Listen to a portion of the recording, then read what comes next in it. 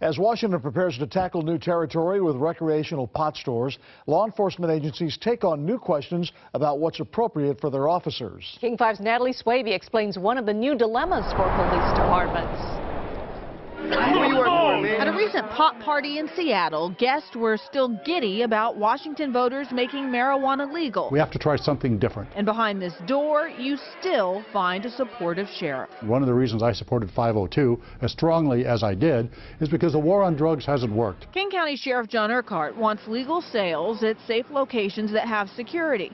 But he also wants to make something clear. My deputies will not be providing that security. It is common for deputies and police officers to work security jobs when off duty, as long as the police agency they work for says it's okay. But before Washington's first retail marijuana shops even open, this sheriff is saying no. Part of my decision-making process was this is still against federal law.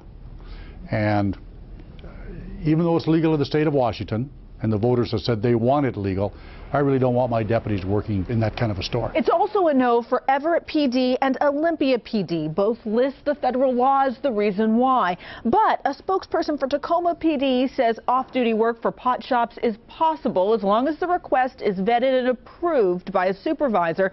There's nothing that prohibits it for their agency. We could change. You know, when we get this law under our belt going forward in a year or two or three, I may change my mind. But for now, for this sheriff's office, he says off-duty deputies moonlighting for marijuana businesses is not appropriate. It's a grand experiment. In King County, everybody's going to be watching. Natalie Swaby, King 5 News.